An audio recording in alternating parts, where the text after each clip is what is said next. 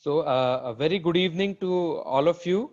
I welcome you to the fourth series of Asian Cardio-Oncology Society conference. And it has been an exhilarating experience till now. We have got really good responses regarding this initiative. Straight away, will go ahead with our meeting, and I'll introduce our keynote speaker today, Dr. Arjun Ghosh. Dr. Arjun Ghosh is a cardiologist at Bart's Heart Center in London and at University College London Hospital. He is the first cardiologist in UK who is specialized in cardio-oncology. So today we would be listening from the pioneer himself. He established the first global cardio-oncology MDT at the Bart's Heart Center, and he runs the United Kingdom's only national cardio-oncology study till date, and organizes the only pan-European cardio-oncology symposium. So everyone, I welcome Dr. Arjun Ghosh. Over to you, sir. Thank you very much, Vivek. I'll just see if I can share my screen. Can you see my slides? Yes, sir. It's visible, sir. Great. So thank you very much for that very kind introduction. And it's great to be part of this process of ACOS and what the society is trying to achieve. So let me start with the presentation on 5FU cardiotoxicity. So I have no disclosures. So I will give a brief, very brief background of cardio-oncology and what the setup is in the UK, and then just to set the scene and then go on to the rest of the talk. So in the UK, cardio-oncology has been around for around 10 years. And as mentioned, I'm the first person to be appointed specifically in it. And I'm very lucky because I work at Europe's largest cardiac center, which is Bart's Heart Center, and I work at Europe's largest cancer center, which is University College London. And I think that it's very important that if we want to establish cardio-oncology as a field, we need to have the collaboration and the communication between, big cardiology centers and big cancer centers. And as mentioned, I'm involved in a number of society roles, and our services are growing. Now, we see all number of patients, both hem-onc, solid-onc, late effects, and today's talk will be on 5FU cardiotoxicity, but I'll also be talking later in the series about CAR T-cell cardiotoxicity. So, I know that this audience is very much attuned to what cardio-oncology is, and we're all believers in the field, but as a general introduction for anyone new, cardiovascular disease is the leading cause of morbidity and mortality worldwide as per the World Health Organization, 17 million deaths a year. Cancer is second on that list with 9 million deaths a year. Cancer, unfortunately, is likely to increase, and the number of cancer cases is predicted to rise significantly over the next 20 years. Currently, half the cancer people who are affected with cancer survive at 10 years. And the great news is that cancer treatments are becoming more and more effective and people are living longer. However, that does mean that a lot of these people do have comorbidities, and cardiovascular disease is a big one for cancer patients.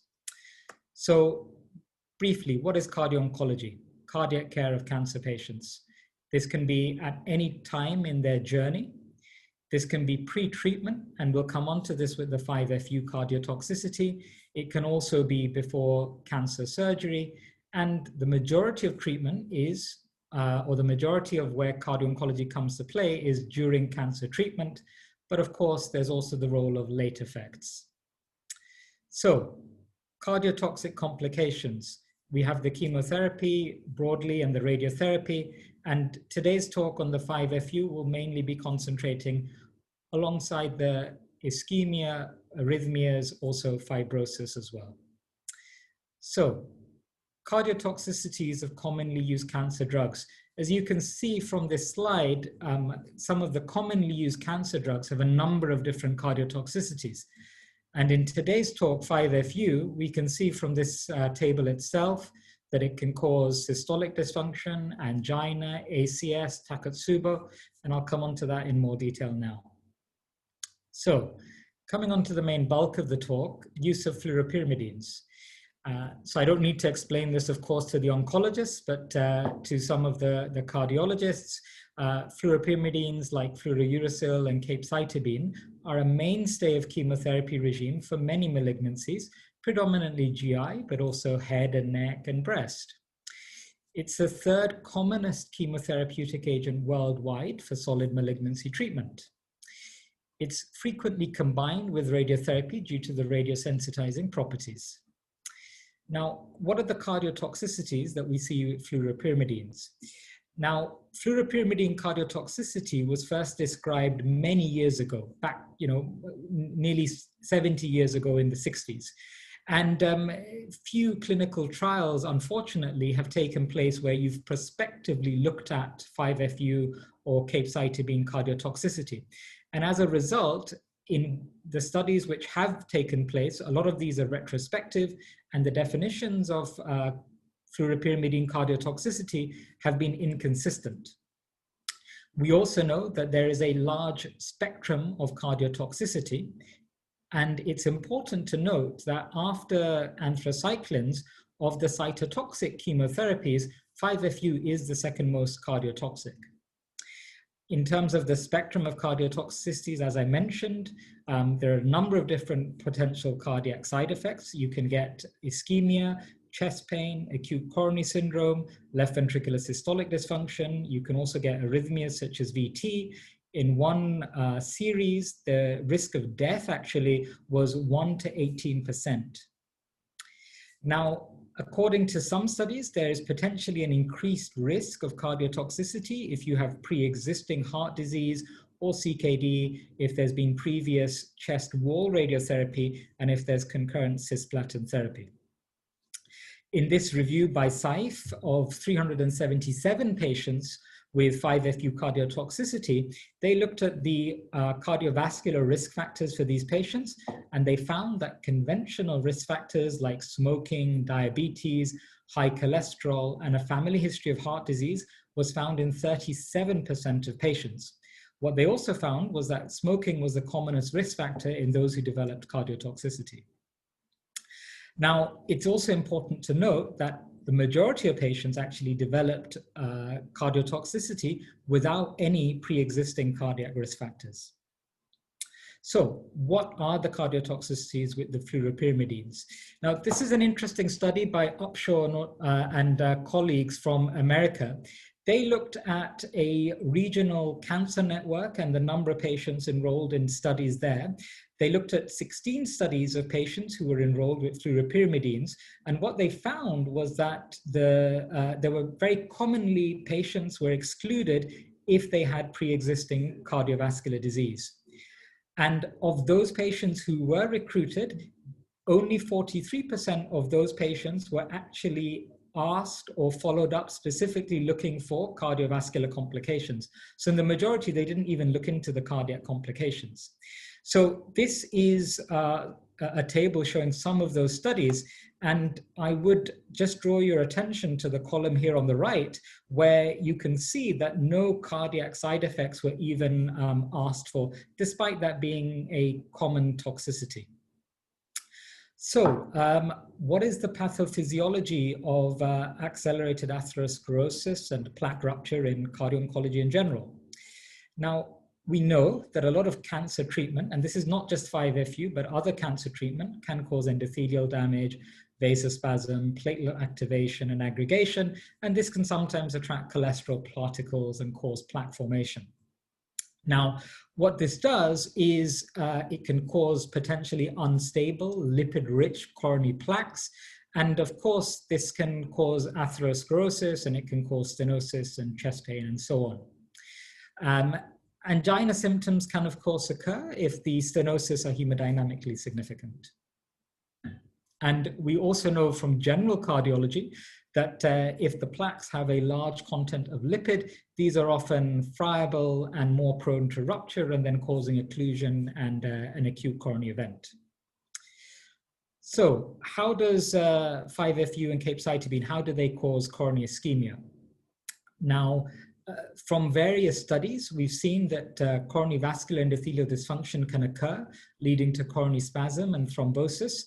Now, the problem is, as previously mentioned, the incidence range varies widely between studies, and mainly because a lot of these studies are retrospective and the definitions of maybe ACS angina vary between the studies. 5-FU is a radiosensitizer, and this is why it may enhance radiotherapy-induced thrombosis in certain patients who are receiving radiotherapy. And what we've also seen is that chest pain can be more common with continuous infusions compared to bolus infusions, and it's unclear if this is a dose-dependent phenomenon or not. So let's come on to what the clinical picture is, and I'll kind of focus on bolus infusions versus continuous infusions. Now, for the cardiologists amongst the audience, 5-FU can be administered IV as part of the FLOX regime, or it can be given as a continuous infusion as part of a FOLFOX regime. And of course, this can differ from country to country. And the bolus infusions in the UK are typically given over 2 to 15 minutes. And what we find is that chest pain often occurs during the push or immediately after the first cycle, up to around 12 hours after for the bolus infusions. And if the patient doesn't get the symptoms in cycle 1, it's unusual for the symptoms to occur afterwards. Here, the description of the chest pain is often typical for angina. So it does sound like a cardiac chest pain. And what we often see on the ECG, typical ischemic signs on the ECG. And this can mimic ST elevation infarction, it can mimic ST depression, so ongoing ischemia. Now, the picture is different when it comes to the continuous infusions. Here, the chest pain can occur with the first cycle, it can occur with the second cycle, and it typically occurs a day to 3 days after the infusion. And it's important to note also that the pain is not necessarily typical in nature. So the patient may not necessarily complain of exertional chest pain or tightness. They can describe it in a very atypical fashion. And the symptoms can recur cyclically during the infusion, and they can persist for hours to days after the infusion is completed. Due to this odd nature, atypical nature, patients may actually ignore the pain, or they may not feel that this is necessarily a cardiac chest pain, and they may not bring it to the attention of the physician. And what's often seen is that if the treatment is continued, symptoms typically occur earlier in the progressive cycles, and they can sometimes be more intense in nature and in duration.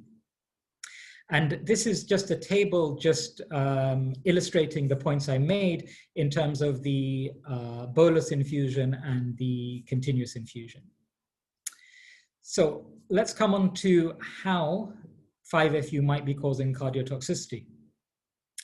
And I think I could skip the rest of this section of slides just with this first point, that the definitive mechanism is actually undefined. And there are a number of different postulated hypotheses, and I'll go through that. But I think in mechanism, when there are a number of distinct hypotheses, that just means that people still don't really know. As discussed, the dose and subsequent serum concentrations of 5-FU, they don't necessarily predict cardiotoxicity. There are a lot of different mechanisms that have been postulated: vascular endothelial damage, coronary artery spasm, direct myocardial toxicity, and also increased thrombogenicity. Now, the reason that vasospasm is often postulated as a cause is that when these patients go on to have coronary angiography, we often see that the coronary arteries are actually pristine and that there is no stenosis. This is why it's felt that maybe it's spasm at the time. Some studies have also shown that when 5-FU is infused, you can get brachial artery vasoconstriction immediately after the injection. However, we also know that symptoms of 5-FU cardiotoxicity can occur hours or even days after the infusion. So this may rule out spasm in this context. What we've seen in some in vitro models is concentration-dependent vasoconstriction on vascular smooth muscle cells. But again, this is different to other studies where there is no dose-dependent effect.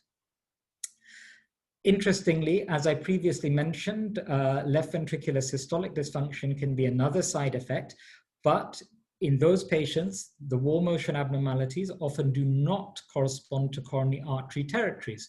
So the mechanism remains unclear. We've also seen apoptosis of epicardial cardiomyocytes and endothelial cells of distal coronary arteries in vivo models of 5FU rabbit studies. And in these rabbit models, we've seen myocarditis-like inflammation. So is that the cause? Takotsubo cardiomyopathy is another manifestation in case reports of 5FU cardiotoxicity. So is it sympathetic overdrive? You know, we don't know. In some patients, there has been a transformation of the red blood cells into echinotic shapes. This leads to increased blood viscosity. This leads to decreased oxygen carrying ability of the red blood cells, and this can lead to coronary ischemia. There is also, the Kunis syndrome, which has been described, which is basically 5FU causing some kind of allergic reaction and manifests with cardiotoxicity. And this is a very nice illustration by Dr. Shiga, who I know is on the call and will be in the panel discussion later, just illustrating the different potential mechanisms that I've just discussed. We've got the thrombosis, spasm, direct myocardial damage, and then could it be free radicals and oxidative stress? So a lot of different potential postulates. Let's come into a bit more detail on some of them. Nitric oxide, which is produced by endothelial nitric oxide synthetase, is a determinant of cardiovascular tone. Now, 5FU potentially interferes with this pathway, and this may potentially cause coronary spasm, and this can be mediated by protein kinase C. We also know that endothelin-1 is a vasoconstrictor, and this plays a key role in vascular resistance and capillary blood flow. Raised levels of endothelial-1 have been seen in some patients with 5FU cardiotoxicity. So is this the cause? Again, like with a lot of 5FU studies, the data is contradictory. Some studies have actually shown similar plasma levels in those with 5FU, irrespective of whether they have cardiotoxicity or not. So may not be the explanation. Protein kinase C and acetylcholine, they both have roles. A protein kinase C inhibitor, staurosporin, reduced 5FU vasospasm, whereas an activator increased vasoconstriction. So is protein kinase C key in the pathogenesis? We don't know. Acetylcholine may also have a role. 5FU may reduce acetylcholine-mediated vasodilation. This has been shown in some animal studies. So that was a kind of very quick run through of the clinical picture and the potential, pathological explanations of how this occurs. But now let's move on to the management. Now, 5FU has been shown to increase the expression of thyroxidine interacting protein. Calcium channel blockers, such as verapamil and diltiazem, reduce the transcription of this protein. Is this the basis for the clinical use of these drugs? Unfortunately, as described before, there are conflicting results, and that's a common theme. Now, in the acute setting, what should we do? If the patient's getting chest pain, we should stop the drug and the patient should seek medical advice. ECG and troponin are very key here. We should give sublingual GTN. You can give calcium channel blockers, nitrates. You can give IV GTN. And if the chest pain continues, an echocardiogram to look at wall motion abnormalities. And then, if the pain is continuing, ECG changes are, abnormal. And if there's troponin is elevated, you would consider coronary angiography in this context. However, there's no evidence to suggest that treating any lesions that are found decreases the risk of subsequent cardiac events or decreases the risk of subsequent 5FU cardiotoxicity. In the US, uridine triacetate has been approved for use in fluoropyrimidine cardiotoxicity. This is not available in the UK, however. If with the conservative management chest pain stops, then you may consider stress echo, stress CMR, or even a CT coronary angiogram to assess the coronary anatomy thereafter. And if there's going to be re-challenge, you may wish to consider pre-treatment with calcium channel blockers, nitrates, other vasodilators. If it's felt to be too high risk, then there is the option for alternative cancer treatment. In the UK, raltetraxate is sometimes used in these patients. In other countries, such as Japan, S1, which is an oral fluoropyrimidine drug containing tegafor and gemerasil, this is sometimes used as an alternative. This is a nice kind of flow chart illustrating what I've talked by Dr. Anjunoria, really just explaining how you may wish to pause, investigate the patient, and then consider re-challenging. So let me come on to re-challenge in a bit more detail. This is definitely an important consideration for these patients. In general, re-challenge is probably not recommended. There is a definite risk of further cardiovascular complications. There's a definite risk of death, actually. This is important. In this series by Saif Shah and colleagues, 13% of patients died with re-challenge of fluoropyrimidines. However, re-challenge may be necessary because disease is progressive. There may be no options, and raltetraxate or alternatives, may not be available or may not be suitable. And let's look at this study from the University of Pennsylvania, where they, carried out re-challenge in 11 patients, consecutive patients, successfully.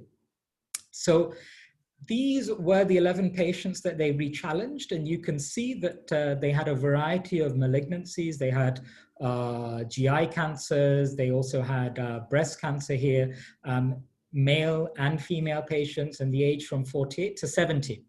And the treatment that these patients got at the beginning included either oral or intravenous therapy.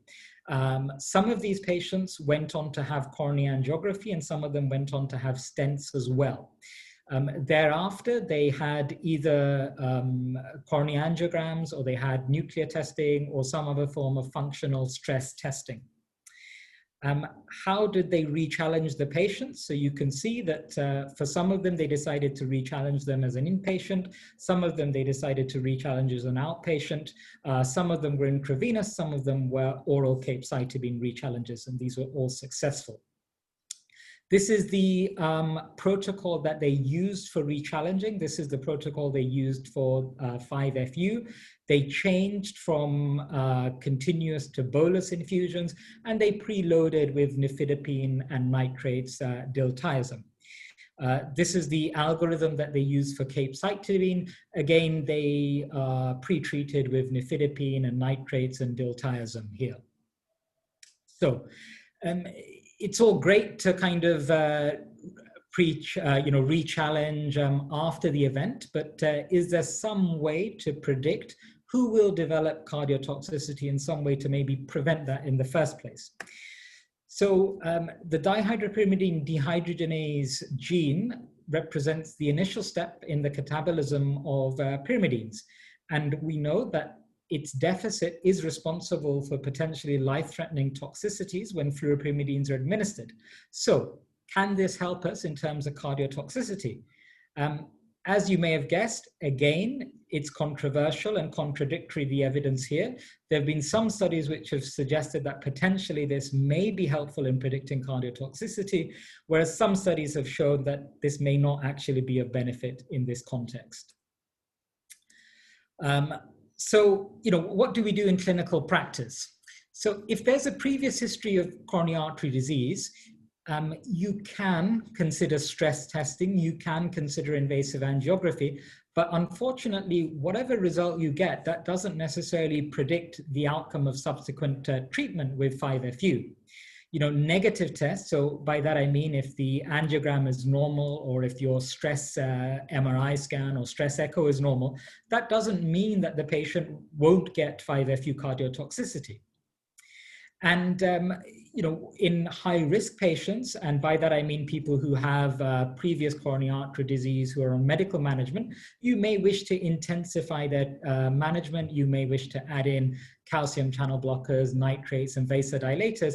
But again, it's not clear as to whether that will definitively, decrease the incidence of 5-FU cardiotoxicity.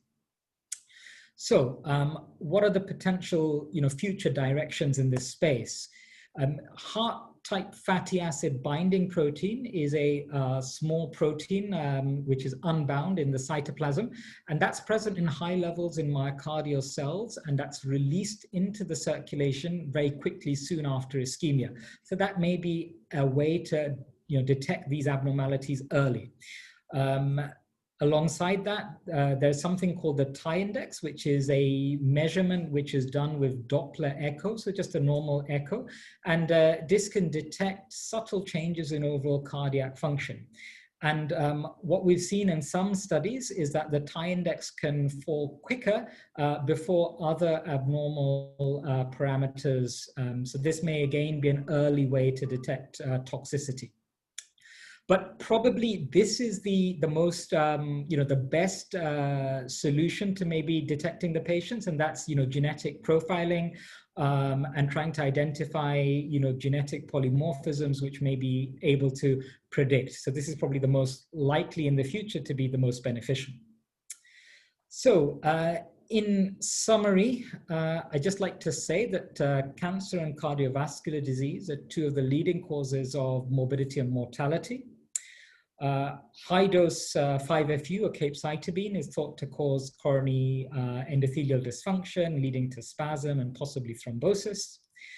The pathophysiological mechanisms, unfortunately, are not fully determined, and there are lots and lots of postulated theories. We should terminate therapy if symptomatic, and then you can administer nitrates and calcium channel blockers in the acute setting. Unfortunately, the presence of traditional cardiovascular risk factors does not necessarily predict the development of cardiotoxicity.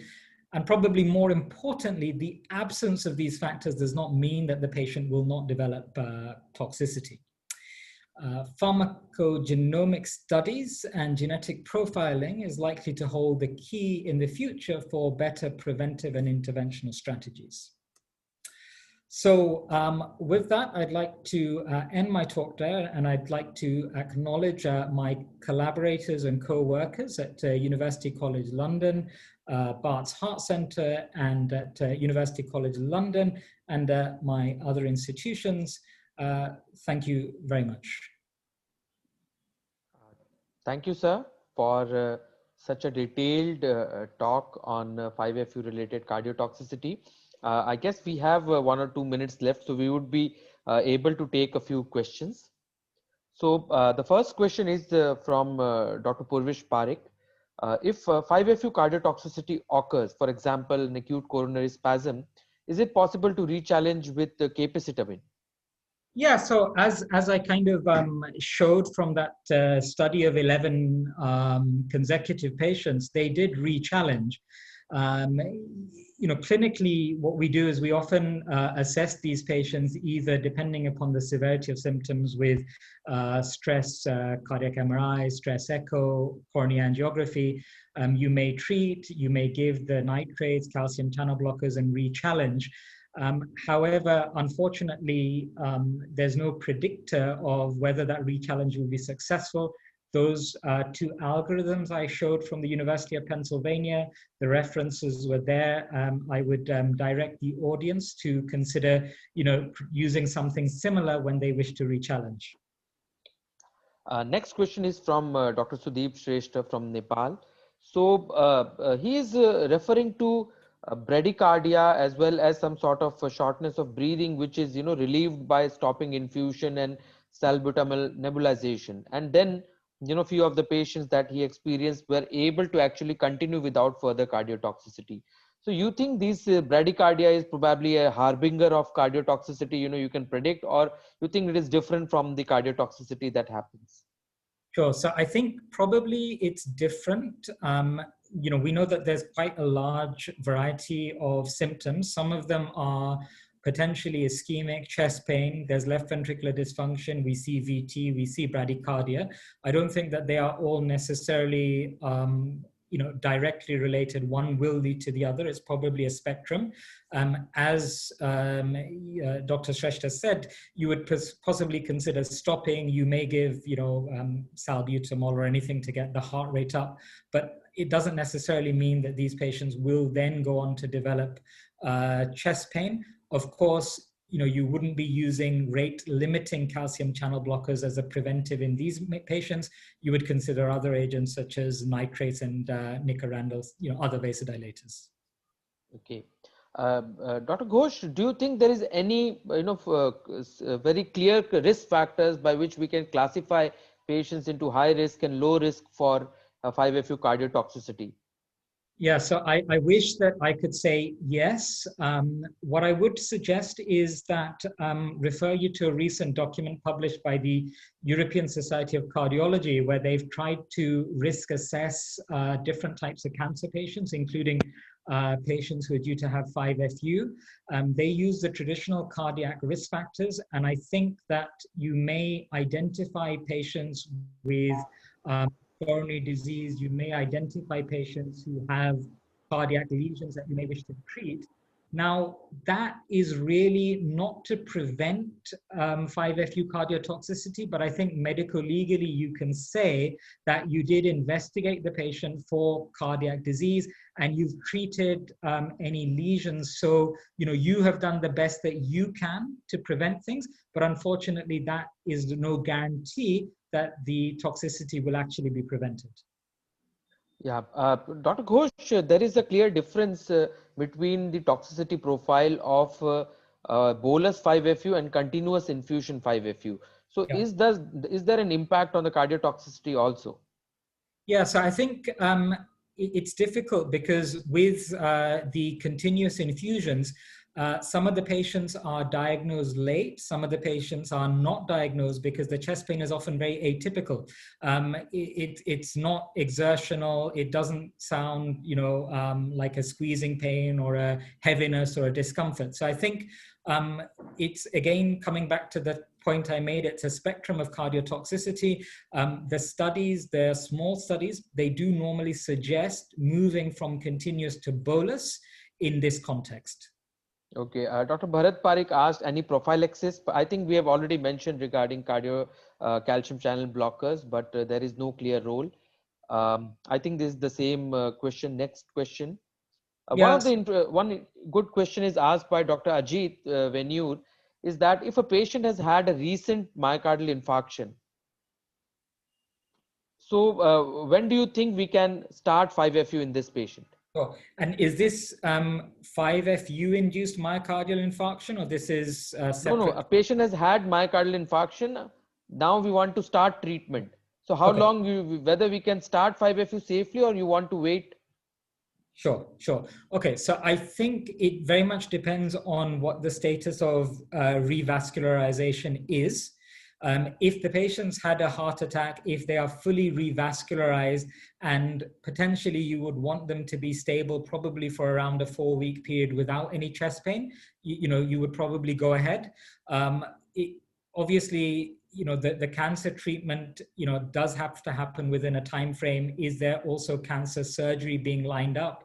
In these cases, the treatment of the MI may be really with bypass surgery rather than with stents, because then you don't have the dual antiplatelets for 4 weeks. You don't have the bleeding issues. So, in our center, these issues, we do always try and discuss them in the multidisciplinary team meeting because, as I've discussed, there is no definite evidence. Each patient should really have an individualized approach. Yeah. Thank you, Dr. Ghosh. I think in the interest of time, we can't take further questions, but I'll request you to please answer them in the chat box. And over to you, Kashish, for the next session. Thank you. Thank you so much, sir. Over to the panel discussion. Our chairperson is Dr. P.K. Smriti, Senior Medical Oncologist from Mumbai. Thank you so much, ma'am, for joining us this evening. Our moderator is Dr. G.S. Bhattacharya, Senior Medical Oncologist from Kolkata, and the panelists are Dr. Govind Babu, Senior Medical Oncologist from Bangalore, Dr. Atul Sharma, Senior Medical Oncologist from New Delhi, Dr. Taro Shinka, Senior Cardiologist from Japan, Dr. Avirup Gua, Senior Cardiologist from United States of America, Dr. Ajit Venyur, Senior Medical Oncologist from Oman. Over to you, GS.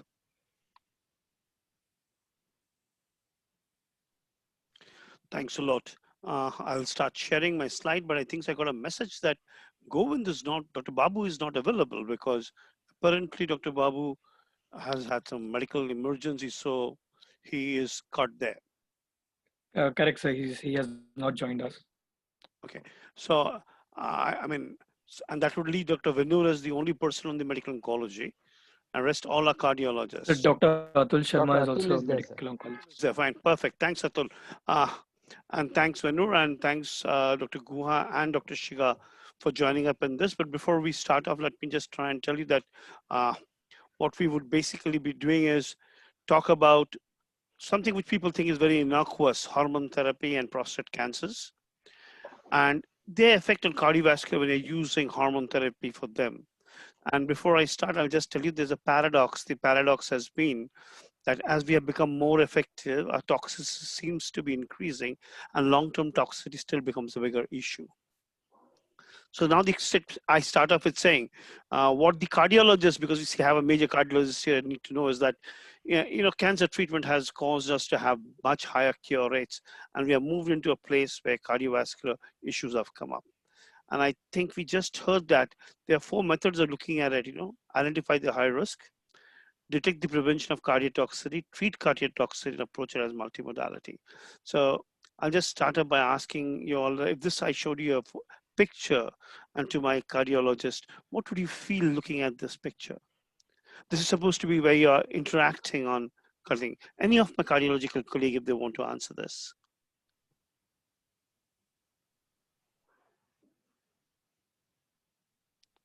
Hello. Hi, this is Dr. Guha. I wasn't quite sure about the question. Can you like sort of paraphrase your question? I just put up a cartoon with a lot of things written on it, right? Yeah. But what I would actually try and ask basically is that if I put up this cartoon to a cardiologist from an oncological point of view, I really would ask you that what would you suddenly feel about it? Too much information. Too much information. And that's what exactly is happening in the field, because I have a feeling we're getting into what's called infodemics for most things, even in this levels. Anyway, so let's get out of it. That is an artistic sketch. Now, I'm going to ask you all, is there very few centers now have a cardio-oncological services, right? So Dr. Guha, I'm going to start with you, and then I'll ask the Japanese colleague, what do you think is cardio-oncological services?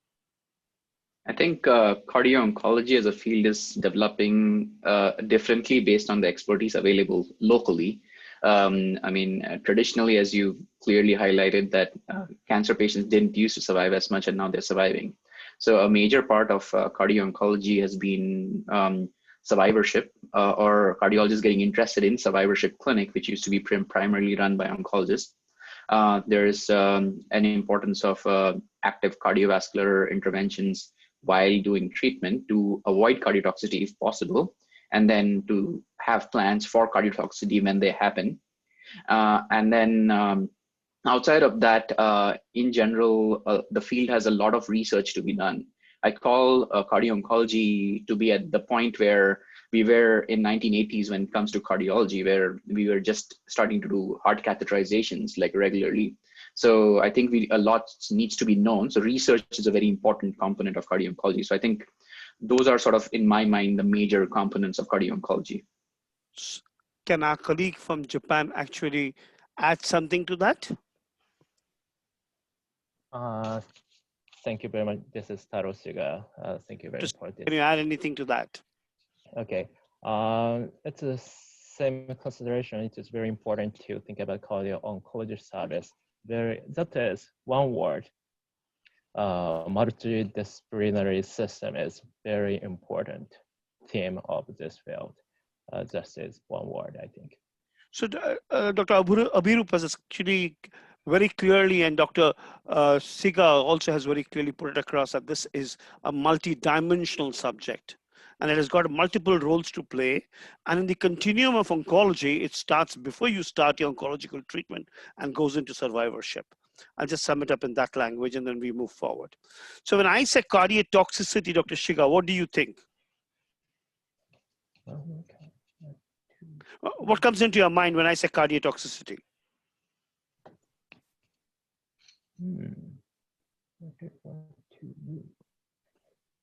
Wow, that's the question.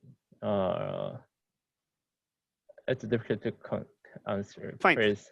Okay, Dr. Venur, can I ask you, when someone tells you cardiotoxicity, what comes into your mind?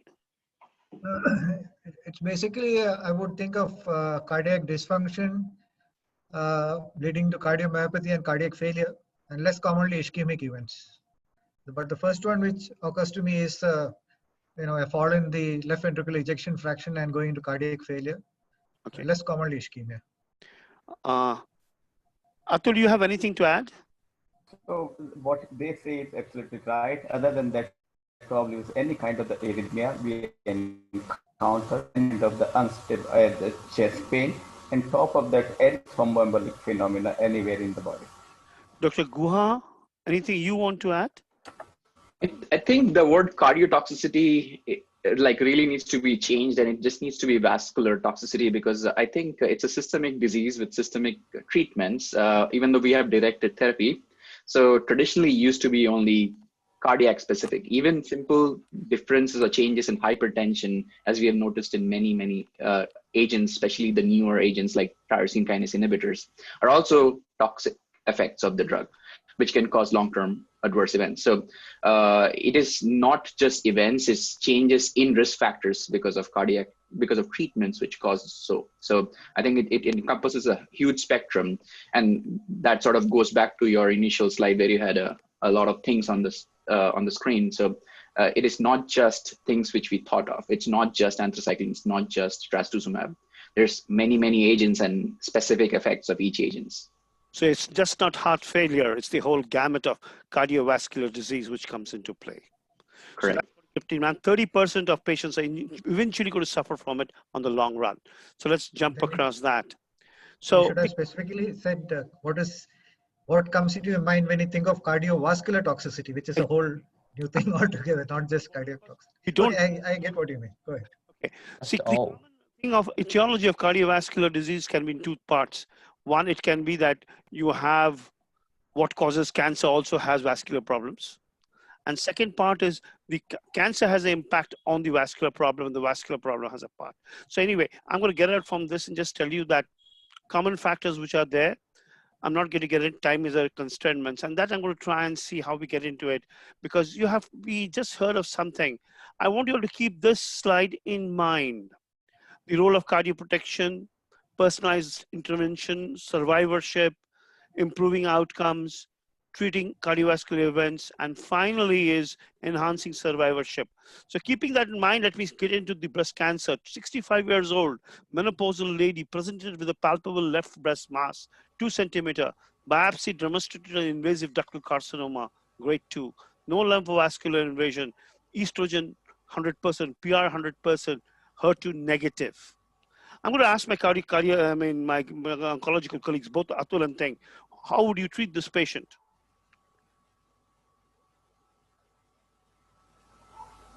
Atul? Ajit? Okay, so okay, so she had a probably, just let me read it again. So she had a small lump.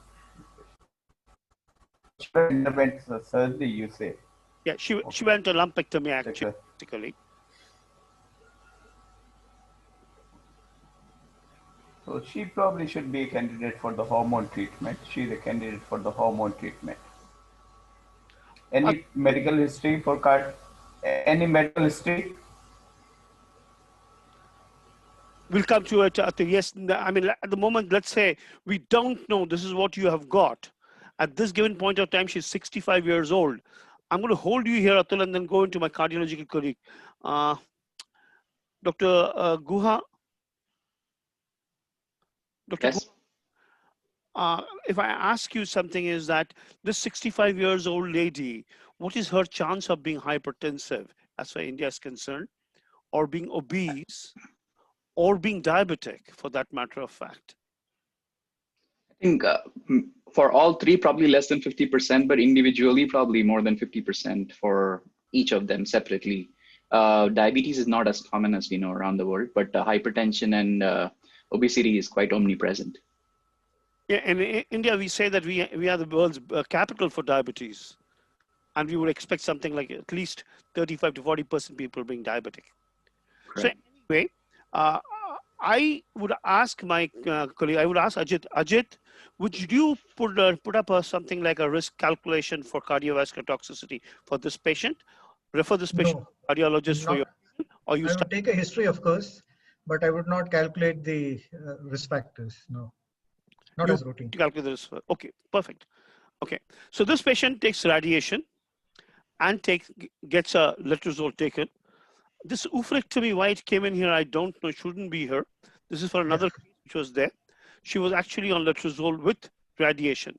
Now keep in mind, when she has had radiation and letrozole, what is her risk for cardiotoxicity now?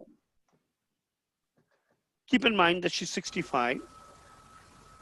She's had radiation to the heart. You will be starting letrozole. What is her risk of cardiotoxicity? I think if there's a radiation oncologist on the panel, they might be able to help with this question a little more. But nowadays, whenever we do radiation therapy, we try to avoid the heart. So we do something called IMRT or 3D mapping of the breast before radiation is given to avoid the cardiac silhouette. So in the current 2020-21 time periods, we would try to avoid the heart. Now, if they get straight radiation to the heart for some reason, that sort of opens up into a completely separate topic, I guess, which we're not discussing, is acute radiation toxicity versus chronic radiation toxicity. That part at all. But what I wanted to just bring up, and which you rightly brought up, that we have always had a feeling if you have a left-sided tumor and you were radiated, you would have radiation-induced cardiac dysfunction. But this radiation-induced cardiac dysfunction had data all from previous data, which are much before the newer techniques. Anyway, suppose this patient had come with a hypertension or had come with a some sort of, say, mild cardiac failure. Do you think, Benur, you would ask a cardiologist to see this patient before you started? Yeah, definitely. If I'm planning an aromatase inhibitor, I would definitely take a cardiology opinion before starting around that. Yeah. Atul? Atul? Atul, please? Yeah. Atul, can you hear me? Atul, we are losing you. Anyway, can you hear me? I can hear you, but we're losing you, it looks like. Yeah. Okay, fine. Oh, so I said that definitely will ask for the cardiology opinion. Just to tell you all about a question that I asked you, that, you know, if any patient has a heart problem and cancer to overlap the two most common disease, the chance is, as you grow older, when you start crossing, you'll find out the chances keep increasing that you're going to have both the disease together. So there is anywhere between 30 to 50% for a patient to end up with them to combine. This is also will tell you that if you have a breast cancer and a cardiovascular disease, they are interrelated, and if they're treated, you'll find longer you keep treating them, the higher is the chance you'll have it. I just asked you about this whole thing, and I said that we have the metabolic syndrome as a main challenge. Acronym as DOL. Cardiologists love this because they see that coming up and say that there is a metabolic syndrome there. So I'm really going to ask Dr. Guha. Guha, Dr. Guha, how do you define your metabolic syndrome? I think that is based on the standard definition you have on the screen, where they technically don't need to be diabetic. So the coming back to sort of the main question about the risk assessment. So a risk assessment happens as and when an oncologist refers to us, which is almost at a primary care level. It's not really a cardiology specific question, but you would want to control all risk factors before starting any treatment. So I think whatever's listed on the screen, you would want to, if possible, and if they qualify based on the local scoring system, which I guess in India, you would probably still use the ACC scoring system to start a statin, to increase the HDL, and I don't know if that specifically helps, then you'd also want them to have blood pressure control less than 130 or 80. So, and then if they have diabetes, you want it control A1C below 6.5 if you can. But again, as I said, these are primary care things. So I would say that an oncologist and cardio-oncology should include primary cares as well. And we had one primary care physician last time. So that these risk factors, which are sort of pre-treatment risk factors, can be controlled before starting treatment. So perfect. This was already covered up, and let me tell you, these are some things that we have to keep in mind. This was a study up to 2001, which showed that actually radiotherapy has a problem. But then I put a caveat down there that's saying that this is not meant for it. Now I'm going to come down and say, I heard Venur say, I will choose, Ajit say that. So in the ATTACK trial, the cardiovascular events were 17% in the anastrozole arm versus 10% in the tamoxifen arm. So yes, aromatase inhibitor definitely do increase the risk for cardiovascular disease. This is about endometrial cancer, which is different thing altogether. Yeah, fine. So question is, people prefer it because it's favorable toxicity profile when compared to tamoxifen. And I'm just quoting that particular paper which brought this into the thing. And it's where bleeding comes down, thromboembolic episodes are lower, and we have the data. So now let me tell you that we just talked about screening. Screening for factors is mandatory, and it's a level 1, grade A. And many types of cancers actually can pick up a lot of things which you don't pick up on a standard method if you're not screening. Now, coming back to what I just talking about is, we had the DOL. So this is a behavioral change that one would love to see. So I'm going to ask you all something. Do we ask for this behavioral change very often, Dr. Vinur? Yeah, actually nowadays that's quite my personal interest to counsel the patients about lifestyle changes. In prostate cancer, there is actually a very simple acronym ABCDE. A standing for awareness and aspirin, B for blood pressure, C for cholesterol, D for diet and diabetes, and E for exercise. So that's easy way of this. Bhangaras is much more easier, I think, to remember. Anyway, yeah. So let's move. So yeah, I do advise patients. Okay, and I think the cardiologist will support you in saying that this is very important. If you GS, can I add something? Please, Atul, go ahead. Yes, Atul. The only thing I was saying is that probably if you see the meta-analysis, it says the risk of the cardiovascular disease or thromboembolism is higher with the tamoxifen versus AI. It's probably almost the double.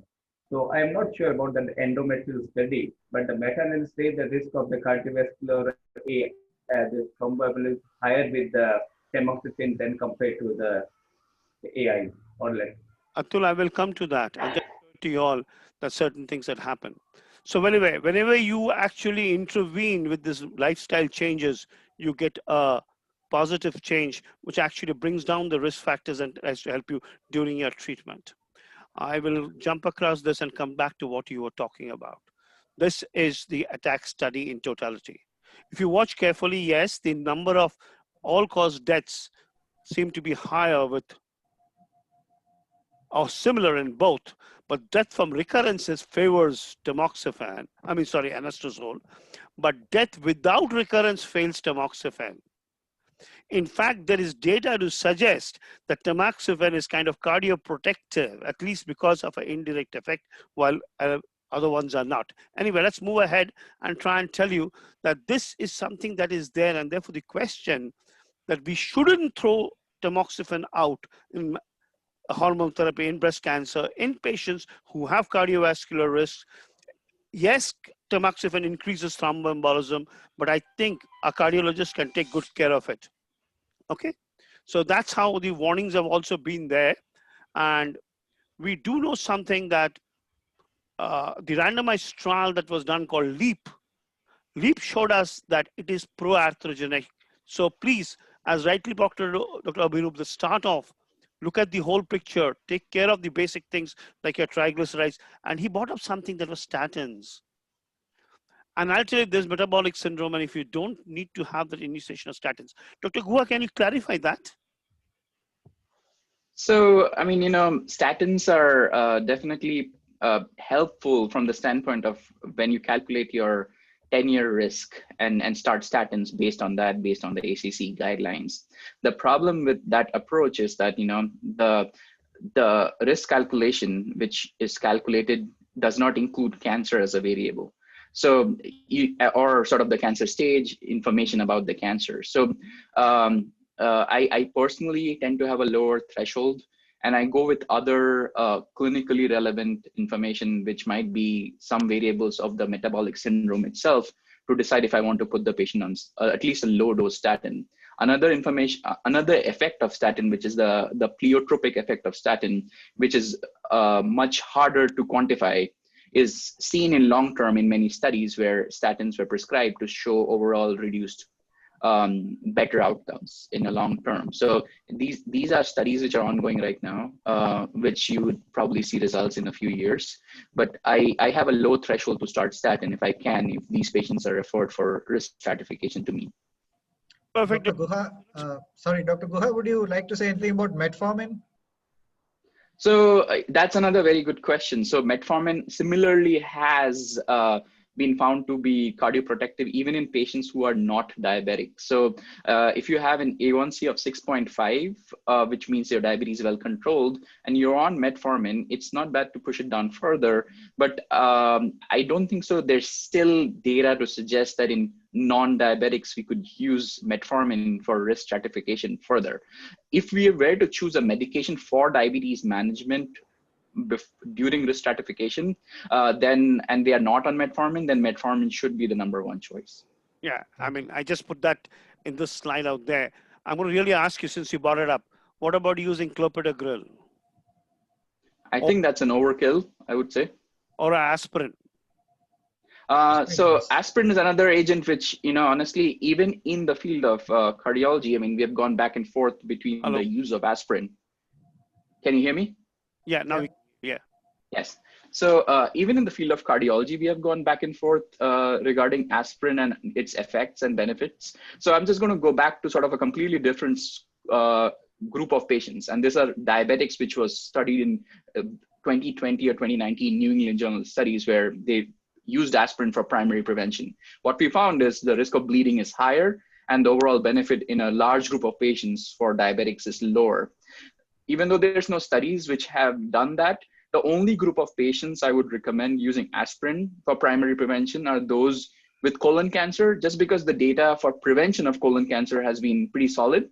And it is recommended by the USPSTF guidelines to use it in colon cancer patients. In all other patients, I would use it as long as you have an indication already to use it. Perfect and well put. So, but still the area is gray. We don't have it. Yes, for sure. Yes. Now, this patient was 41 years old and a premenopausal. The same data which I had given. Ajit, would you add anything to the hormonal therapy? No, I would use tamoxifen, but she doesn't seem to be at pretty high risk, so I would not use GnRH, goserelin or leuprolide for her. I would just stick to tamoxifen. Okay. Atul? Yeah, tamoxifen is a good choice. Of course, yes. But would you like to use a general consent More to add. based on the soft and Yes. Okay, let me try and put it that way. She has 3 nodes. Or rather, 1 node. She has 1 node positive. Ajit? Yeah, probably you could persuade me to start using it.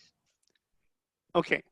Ajit, I just want to get into something is that GnRHs are not absolutely safe, and we are using them large number of premenopausal women, and we are using them for long term. And remember, I just showed you a slide. Over the period of 10 to 15 years, we see that side effects coming up, and that GnRH actually can cause a lot of issues in males and in females, and this data is a known fact of hypertension. In males, this becomes a major issue because if see a prostate, we often use them, and in younger patients. I'm going to ask Abhirup something. Abhirup? Dr. Yes. Guha? Yes. Dr. Guha, I'm going to ask you something. This drug GnRH are known to cause something called stiffening of arteries, and they cause a lot of atherosclerotic vessels without raising the cholesterols. Mm-hmm. They're stiff vessels. Any idea? Arteriosclerosis is what. Yeah. How do we handle this basically? So, what we would see because of arteriosclerosis is what you're trying to handle. So you're trying to handle isolated systolic hypertension, which would be what you would probably see. So you would probably want to use afterload reducing antihypertensives like hydralazine or calcium channel blockers. But this will be used based purely on knowing the mechanism of the drug. There's no specific data as that these drugs prevent the adverse events of these agents. So that connection is not there. What is there is sort of logically how I would proceed.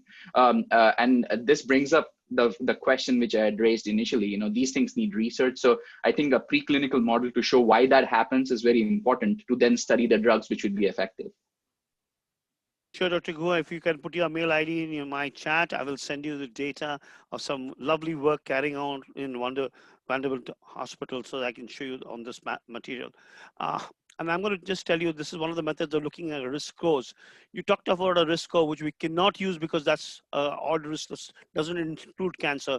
So here is a risk score called the MESA risk score of 2015, which often is used in cancer basically, and in Europe specifically. I'm going to get across this, and I don't want to get into it. This has already been discussed, so I'm not getting into this part at all. But just to tell you all that, irrespective of the stage, if you have a cardiac dysfunction as a breast cancer is concerned, you're bound to land up with poor outcomes. And please remember, higher the stage, higher you see it. So we'll jump across this. It's come across here. And I will get into something called cardiovascular screening and surveillance, because at the end, it's surveillance keeping the patient well. I'm going to ask Dr. Guha. Dr. Guha, how often do you ask the patient who's been on a hormonal therapy? You know that the main causes are basically secondary, like putting on weights, lipid changes, or things like small vessels disease, which you actually can't do too much with your ECG, etc. How often do you think that we should be doing these long-term things like, waist circumferences, cardiological assessments? How long should you be carrying on? Keep in mind that today tamoxifen very often is asked for beyond 5 years to 7 years. Most hormonal therapy for breast cancer carries on for 7 years. I think, and I think we started with Dr. Benir saying that this is not a cardiology referral automatically. So I think this needs to be a referral to primary care to make sure that diabetes, hypertension, hyperlipidemia are managed well. That's it. If they need to see every 3 months or every 6 months, that's up to the oncologist and the primary care physician. But I don't think so till they develop a cardiotoxicity, which is more now in the realm of actual cardiac diseases, they need to be followed up chronically with cardiologists specifically. Okay. Ajit. Yeah. And Atul, for you all, this androgen deprivation therapy is the backbone of CA prostate treatment. Do you all agree with me? Yes.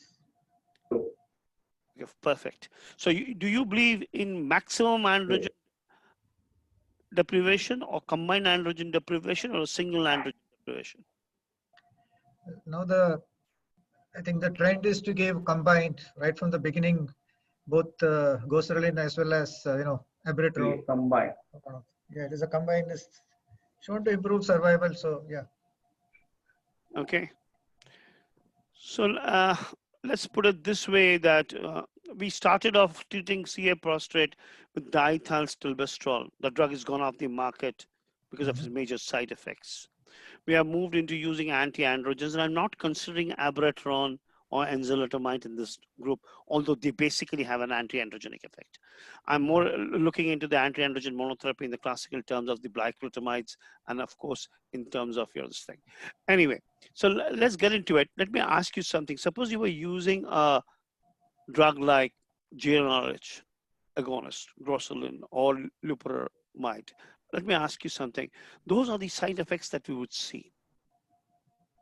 Yes, right? 2 minutes left, please. Just got 2 more slides. And Thank you. So don't worry. So the question remains is, we all know that these drugs are vasculopathic and they are cardiopathic. All right? But unfortunately, the meta-analysis that we see that comes from the clinical trials does not show you this compared to the real world data. On my left, what I'm showing you is the real world data.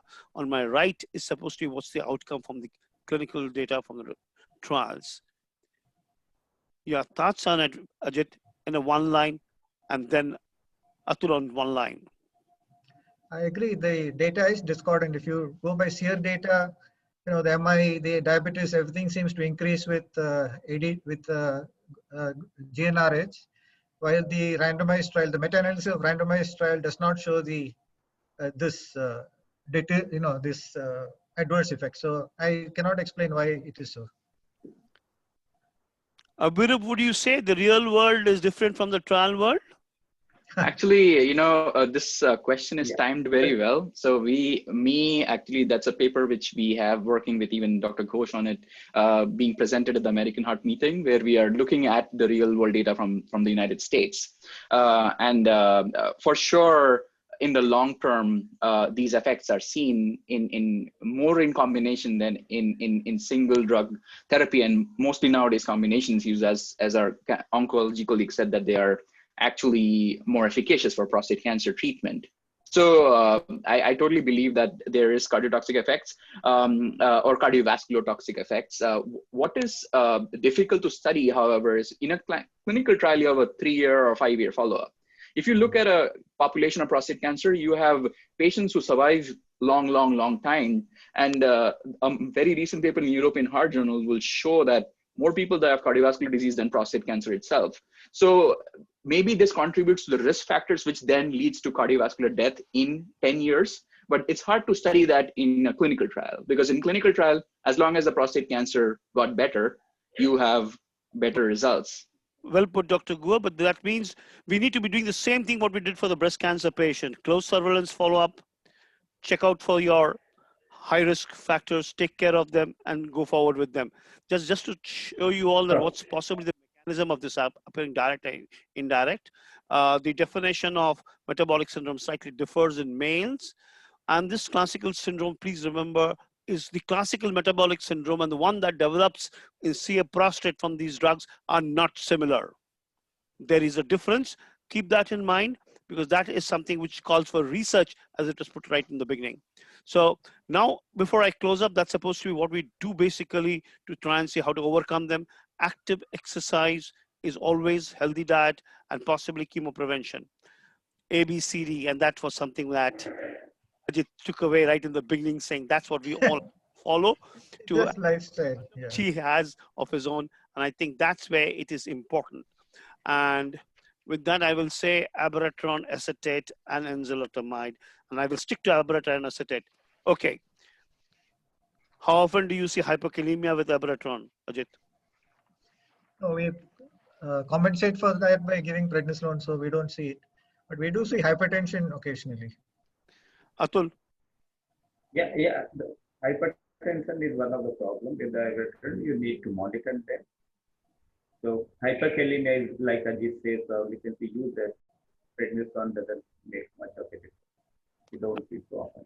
So you yes, thank you so much. Yeah, Please summarize. Yeah, so I'm going to summarize by saying that we treat the cancer patient for a cure, but let's not break the heart. And when I say heart, let's not even kill the blood vessels. We need to be making sure that we follow a continuum of care. This care has to be jointly between the oncologist, the primary physician, and the cardiologist. Some parts have to be taken care by the primary physicians, specifically those that form the common problem of chronic disorders, or what I said, toll. And we take it forward from there. Rest, I would say thank you. And thanks a lot for the opportunity. And thanks, my panelists. I think we all did a reasonable job. Thank you. Thank you so much, sir. Now I'd request our chairperson, Dr. P.K. Smriti, to please do the question or some moderation. Over to you, ma'am. Yeah, so this is a question from Dr. Amish Shora. Before letrozole, do we routinely do lipid profile since he does it in all? So anybody from the panel would take this? Ajit? Ajit, when you... Yeah, we do a complete profile including sugar and lipids before we start basically any treatment in the older group. Yeah, so I think this point was already touched upon during the panel. and it was brought out. Dr. Guha, would you like to say something about this? I mean, as long as the risk stratification is done properly, I acknowledge that studies have shown these patients with specifically aromatase inhibitors have higher incidence of cardiotoxicity. But what I do say that if you risk factor control as much as possible, I don't think so the science is far enough to say even in those people who are going to have cardiotoxicity. So I think just do the ABCD and let the treatment happen for the cancer. Yeah, I think that's very important, and I think this point that Dr. Vivek Agarwala brought out about tamoxifen versus AIs, that exposing patients to 7% higher cardiotoxicity. I think we have to give the benefit of the treatment, and as Dr. Gua said, pay attention to the ABCDE and proper risk stratification and taking care of all the risk factors. And I think that is very important rather than deny the benefit of the treatment. Next question, please. Yeah, and this is again from Dr. Vivek. What to do when CVA happened on letrozole in the adjuvant setting? Anybody in the amongst the panelists? Dr. Atul? Atul, Vivek, Ajit, you would like to take? So as far as I know, letrozole does not increase the risk of thromboembolism. So probably it's unrelated. I would take care of the other risk factors and continue letrozole. I know for a fact that tamoxifen increases, so I wouldn't be in a hurry to shift to tamoxifen. Yeah, I mean, if the CVA is because of embolism or thrombosis, or if it is because of thing, then it's containing letrozole is fine. Otherwise, if you know what the cause is and if you know if there's some other reasons for it, it's then cut it off, specifically if you have other issues. But I don't think you need to switch over to tamoxifen. Letrozole is absolutely fine. In fact, the safer drug among all these drugs is exemestane. Yeah, so I think we've already answered this question, and if there are no more questions, I'd like to thank Dr.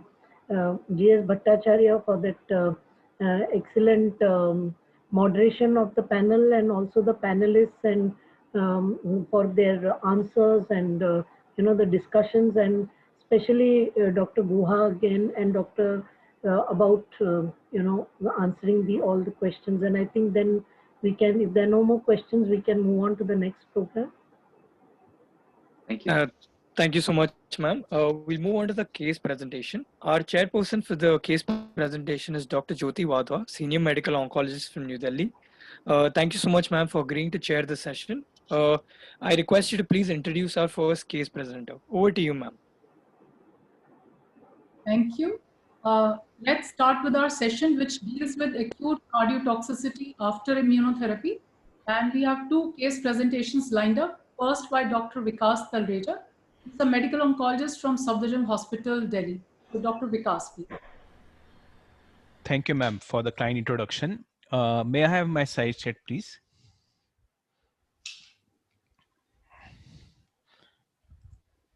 Sure, sir. I'll just share the same. Perfect, perfect. Immunotherapy, as we have seen over the past few years, have revolutionized our way of treating all our patients. And most of the time we feel it's a fail-safe injections, not associated with much side effects, but we have learned it in the bitter lesson, and that's where I am going to tell about a patient.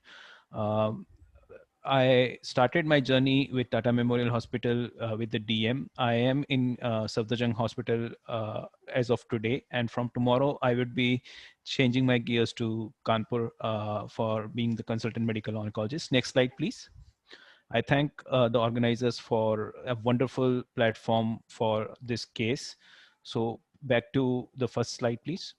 The patient was an 80-year-old father of a medicine professor, had a comorbidities of diabetes, hypertension, BPH, glaucoma, was diagnosed as metastatic pleural lung cancer, sites of metastatic being pleural effusion, skeletal mets, lymphanginitis, and the molecular profile was negative for him, and the PD-L1 was 80%. He was started on single agent pembrolizumab, and he presented to the emergency with shortness of breath on day 3. Next slide, please. The ECG at the baseline, you could see that there was a severe left axis deviation, considering an 80-year-old with diabetic hypertensive being risk factors, ST segment depression in 2-3 AVF, intraventricular heart block, low QRS amplitude, acute coronary syndrome diagnosis was made. Next slide, please. And angiography and a 2D echo was done. Unremarkably, the 2D echo was quite normal, ejection fraction being 55%, and an angiography demonstrating quite unremarkable coronary vessels as compared to being an 80-year-old diabetic hypertensive with a non-critical stenosis in non-critical arteries. Next slide, please. And even though with the conservative management, he went into VT and also pacing. And next slide, please. VF was demonstrated. The baseline, the cardiac markers were this NT-proBNP was 10,000, CPK-MB was 82. Rest all were nearly normal. Next slide, please. He was managed with broad spectrum antibiotics, didn't revive, was given inotropes, failed to survive the non-invasive ventilation, went into invasive ventilations. We gave anti-arrhythmic agents, amiodarone, TC cardioversion was done, yet he succumbed. The only issue was that no steroids was given for him, and that was the bone of contention because he presented to the cardiac center. Next slide, please. And over the years, we have seen that everywhere in the safety analysis of all the studies, be it the nivolumab, there has been one cardiac arrest. Next slide, please. In the pembrolizumab also, there has been acute cardiac decompensation of one patient over many hundred patients. And next slide, please. And over various admissions also leading to the discontinuation or requiring interruption of the therapies, the cardiac has been a significant factor all throughout. Next slide. And we have found in the phase 1 studies that it's basically when you give these drugs at a supra normal doses, nivolumab being given 20 milligram per kg, ipilimumab giving 15 milligram per kg once weekly for 4 doses, there has been deaths due to myocarditis, T cell activation, phagocytosis, and antigen presenting cells, altogether summing up that it's not a fail-safe drug, and we need to be very careful, especially for elderly patients with comorbidities, for giving these injections to them. Thank you for the platform, and I will give my to the organizers and the chairpersons.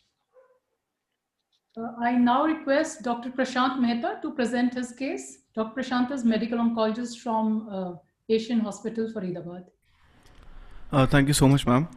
So I'm presenting another similar case actually. This was a 70-year-old gentleman, ECOG PS1, organ functions were normal, cough, hemoptysis for a few weeks, and this supraclavicular node, and imaging relieved these findings, left upper lobe lung mass, adrenal deposits on PET-CT, 2 liver lesions, and he did not have any actionable mutations, and PD-L1 was 70%, again started on single agent pembrolizumab.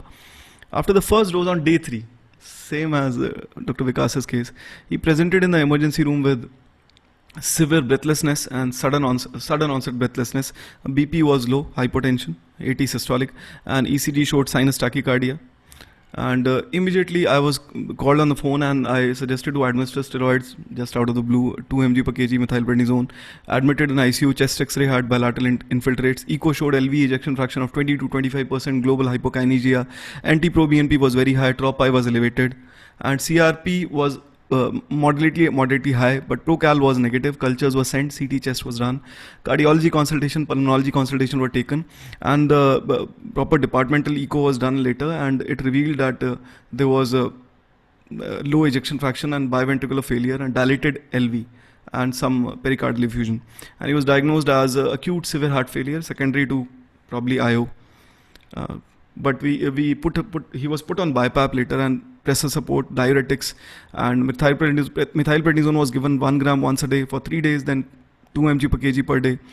He was not improving, so we gave IVIG and a dose of infliximab as well, and he started to improve, and over a period of a week he improved. The CAG later showed that there was no significant CAD. He was discharged after 10 days of stay in hospital, and oral prednisone was given, and it was tapered over 6 weeks. The 2D echo after 3 weeks, again LVEF was low, only DCMP findings were there, but post 6 months of the event the patient was okay, and the imaging did show a partial response.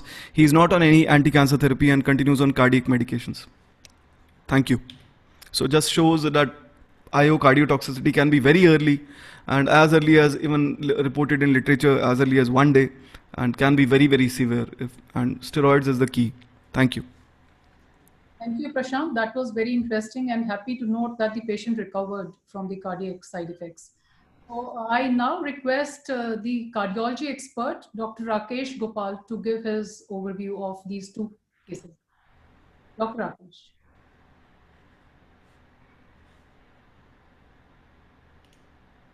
Hi everyone.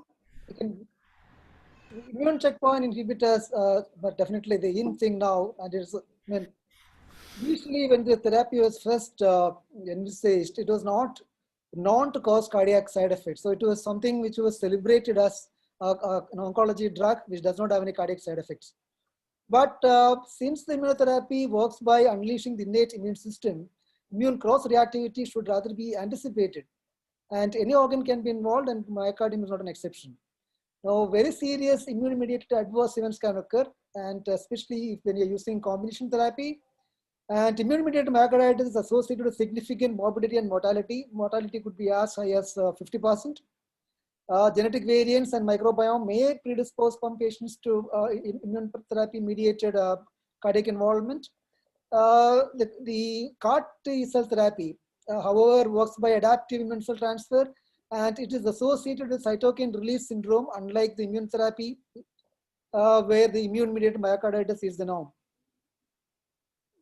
So maybe the shared antigen target of the T cell receptor sequences in the tumor and the cardiomyocytes may be the reason why this cross-reactivity occurs. CTLA4 and PDA1 both are really protective against immune-mediated cytotoxicity of the cardiomyocytes. So if you block this, the heart may really come under the immune attack, which is not intended. There is no specific autoantibodies which are directed against cardiac structures ever demonstrated. And in fact, the PDL1 is upregulated in T cell mediated myocarditis as a compensatory mechanism. So if you block that, it could be really be detrimental. The incidence of the cardiac involvement in immune mediated myocarditis is really low. It's about less than 1%, 1.14% when single agent is used. And it may be as high as 2.4% if combination therapy is used. And prevalence of the disease is about 0.5% with one single agent and 2.4% with the combination of CTLA4 and PD1. The problem here is like when the mortality is really high, this low incidence may be actually be a masked event. The real event rate may actually be very, very high. We are not recognizing it in majority of the patients. That's why we only see the sickest of the patients. When we use the combination therapy, when patients are diabetic and obesity, and they are probably the only risk factors which is independently associated with immune myocarditis. No routine cardiac side effects. I mean, usually the non-cardiac side effects are actually more common in patients who have a pre-existing autoimmune disease. But the people who have autoimmune disease are not particularly prone for developing immune-mediated myocarditis for unknown reasons.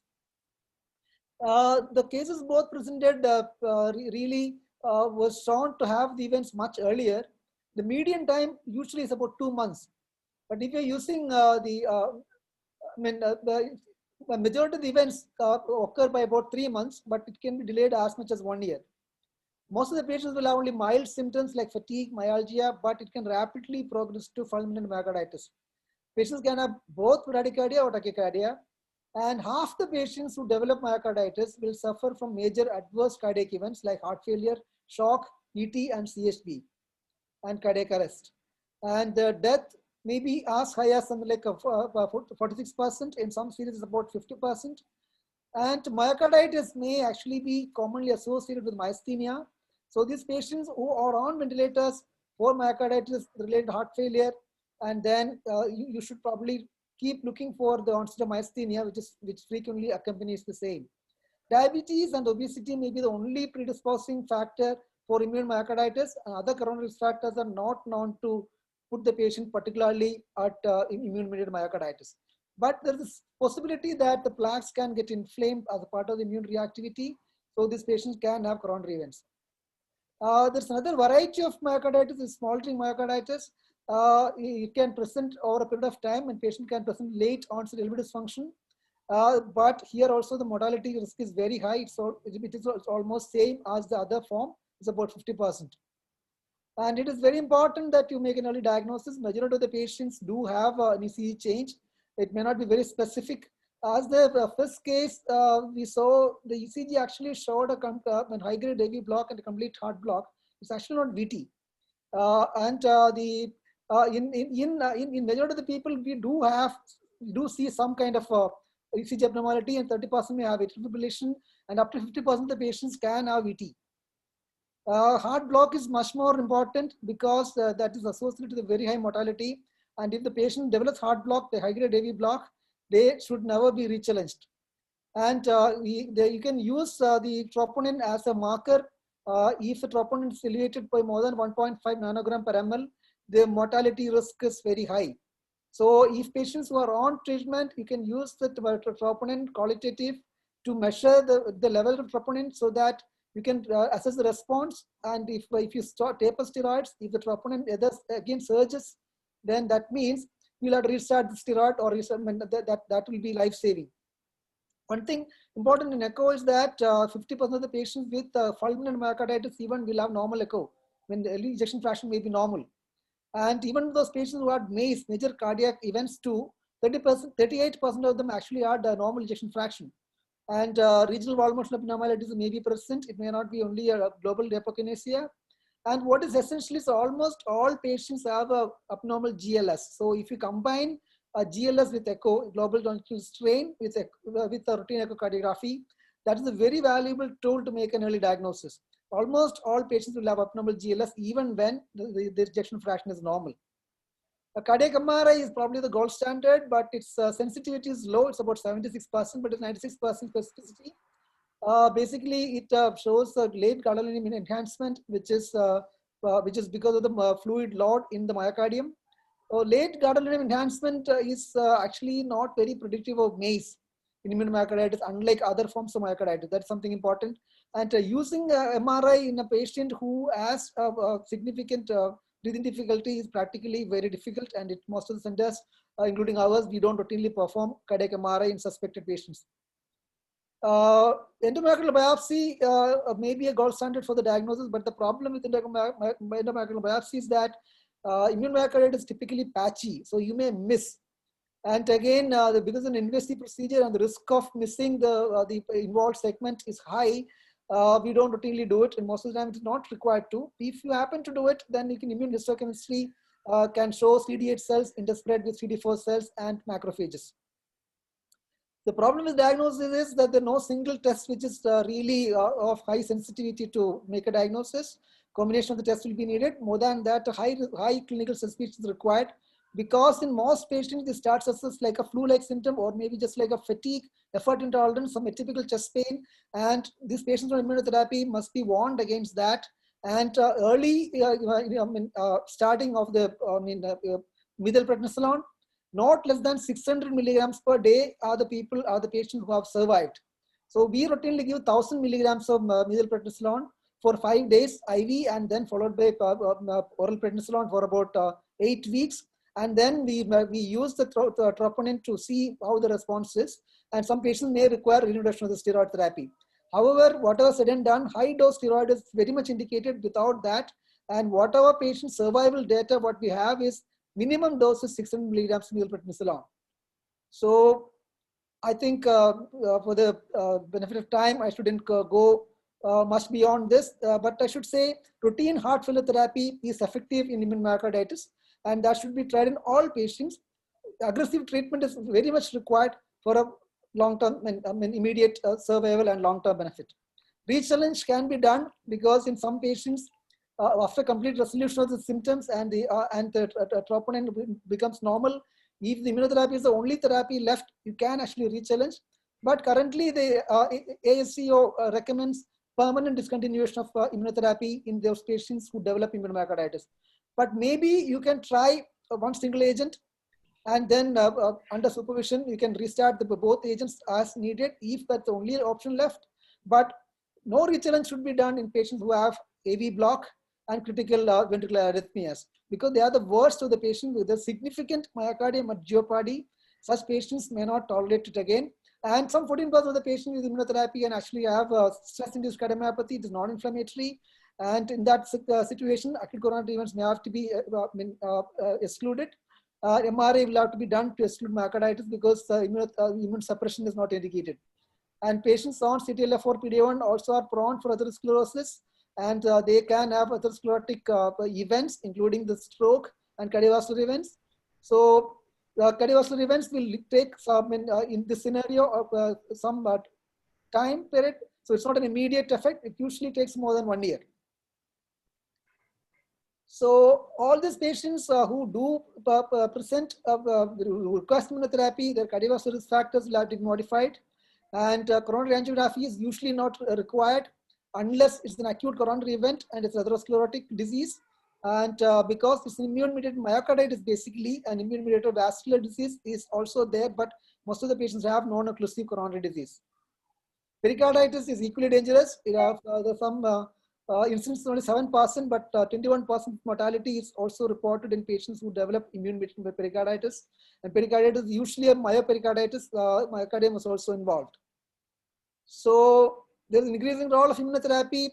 There's a significant risk of cardiac involvement with immunotherapy, unlike what we thought earlier. So a dedicated cardiac oncology unit will be required to recognize them, and early monitoring, early recognition of the disease, and early administration of the methylprednisolone is very critical. Thank you. Thank you, Dr. Rakesh. Let's move on with our medical oncologist giving us expert overview. Dr. Tilak, please. Good evening, everybody.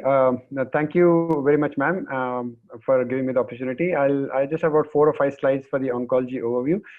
So very nicely discussed. I thank the organizers for giving this opportunity again, and a nice discussion of the cardiotoxicity of various drugs. So as we have seen, the mechanism of cardiac-related, immune-related adverse events with immune checkpoint inhibitors, mainly there are 2 mechanisms. One is there is breakdown of the immune tolerance to the heart mediated by the CTLA4 and the PD1 pathways, as they are sort of protective for the myocardium. But when this protective mechanism breaks down, the heart gets involved. Second is there is expansion of those T cells because of targeting a common antigen shared within the tumor and the heart. And it has been shown by knockout mice studies that when these antigens are not there, the heart is safe. But when these antigens are shared within the tumor and the heart, the use of immune checkpoint inhibitors can lead to cardiac toxicity. The incidence of cardiotoxicity, by and large, the largest study we have to find was the WHO database, which said the range is about around 2%, 1.8 to 3.1%. Myocarditis being the common is about 14%, followed by pericardial disease about 13%, conduction abnormality about 7%, and stress cardiomyopathy, also known as Takotsubo's myopathy, about 0.7%. Among these, the myocarditis, as already mentioned by Dr. Rakesh, very high fatality rate. Almost 40% of the patients of myocarditis may lose their lives. It is nice that some patients treated have improved and done better, especially Dr. Prashant, very well managed. I think the high dose of steroids helped this patient with intensive cardiac care. Combination immune checkpoint inhibitors definitely have a higher chance of cardiac IRA as compared to single agent. Now, this is a study of the WHO database, and we can see the numbers, 25,000, 49,000, 26,000, large number of adverse drug reactions reported. And here we can see that the maximum have been with avelumab, about 3%, and minimum is with ipilimumab, about 1.8%, and pembrolizumab, 1.9%. But what can be seen is that the myocarditis is very high, as close to the pericardial disease. The conduction abnormalities figures as by and large in the single digits. So these 2 are the most important, followed by conduction abnormalities. Stress cardiomyopathy is little less in these cases. So the oncology perspective, if I have to put it as, is awareness of early onset of myocarditis. This mostly occurs immediately after the infusion, like it was seen in both the cases, or within the first year of therapy. Withhold the therapy during the acute event, and the current consensus statement as well as the ASCO guidelines, they suggest that stop the immune checkpoint inhibitors even if the cardiac immune related adverse event is just grade 1. Do not re-challenge. So roughly to put it, it's basically rule of 2 and 3. Rule of 2 is there are 2 mechanisms with an incidence of about 2%. 3 most common presentations: myocarditis, pericardial disease, conduction abnormalities. 3 most important steps to be taken: suspect and evaluate, glucocorticoids for therapy in the doses mentioned, high dose, and don't start immune checkpoint inhibitors even if grade 1 immune related adverse events. That's it from my side, ma'am. Thank you, Dr. Tilak. I really was impressed with the last slide of yours, summing it up so well. Thank you, ma'am. So let's take up some questions. So the first question is from Dr. Vivek Agarwala. 2D echo GLS biomarker monitoring. Are we recommending this for our patients before starting them on IO or during the treatment with IO? Dr. Shant, is anyone doing it routinely? Or is so as I know, ma'am, Dr. Padmaj has got a study going on with his student of GLS along with 2D conventional 2D echo in trastuzumab-induced cardiomyopathy, but not for immune oncology related drugs, but definitely GLS is coming up. Maybe the cardiologist can throw more light on this. So we do GLS echo for all patients who are suspected immune myocarditis. We do GLS for all of them. And also the troponin, we do the qualitative so that it can be used as to monitor the response. And especially when you taper the steroids, some patients who have a resurgence of troponin, if it is the troponin is more than 1.5 nanogram per ml, then the risk of death is very high. But this is after the cardiac event, isn't it, Dr. Rakesh? No, those patients who are symptomatic. So immune therapy, typically the patients just start coming and saying they have fatigue. That is the most frequent symptom I have seen in my experience. They say fatigue, effort intolerance, some kind of atypical chest pain, and then when they say I'm not well, and that is mostly the beginning. And if you do an echo with GLS in such patients, if you can pick up an early onset of pelvic dysfunction, and the GLS is abnormal even in patients who have normal EF and abnormal EF. So such patients can actually be started on steroids earlier. And that is probably the only way to save these patients. Right.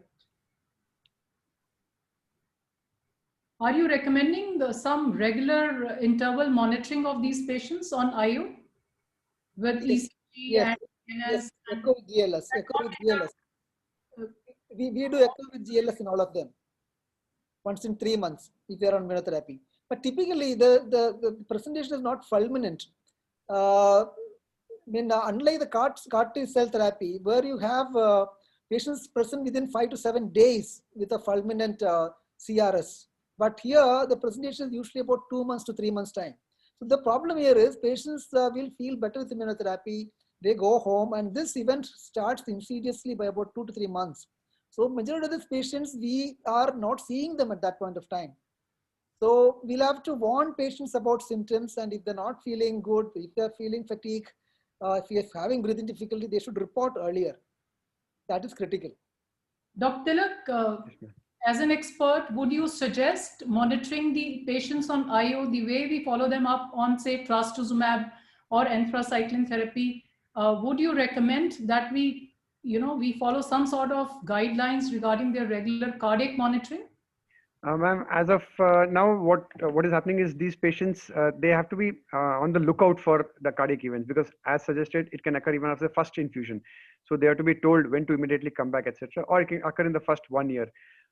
Though ASCO guidelines do suggest the ECG and echo, but I can't recall any regular monitoring as suggested for trastuzumab every third cycle or every second cycle like we do it for them. So, but maybe with the time changing, we might have to look into at least the GLS part of it if it shows a better correlation with the underlying myocardial abnormality rather than just plain echo. The problem with immunotherapy was, when it was started off, initially, the initial clinical trials didn't show any myocardial involvement. It was supposed to be without any cardiac side effect. And that was the problem. Now this incidence of very low incidence and very high mortality is an unusual disease. So if the mortality is very high, the incidence also should be higher. We are not recognizing them. So this is a time we'll have to innovate and then keep a watch, and then probably we'll have to make guidelines about it. Right. Thank you, everyone, all the experts and the panelists. I think we need to stop here and back to the organizers. Thank you. Thank you. Kashish? Over to you, Vivek. Sir. Thank you so much, man. Yeah, I thank everybody for such a good response. I think we had a really wonderful session about 5FU related cardiotoxicity. Dr. Arjun Ghosh was simply wonderful. There was so much to discuss in the panel, and everybody felt that there was less time, but we can only discuss. Probably we would want to discuss more in the upcoming sessions regarding the hormonal therapy and the cardiovascular toxicity aspect. As in the immunotherapy and cardiovascular toxicity case session, I think both the cases were very well presented, and I think it really brought out the difference how using steroid in the second case actually saved the life. But in the first case, the cardiologist wasn't really sure that it is immune-related cardiotoxicity, so steroid was not given, and the patient actually lost life. So really. And I thank both the experts for bringing out the nuances in this rare toxicity so well. So thank you once again, and I invite you again to join our initiative by taking membership in the Asian Cardio-Oncology Society, and to join us again next Thursday for our 5th series. We are having wonderful sessions and wonderful talks ahead. Thank you and good night.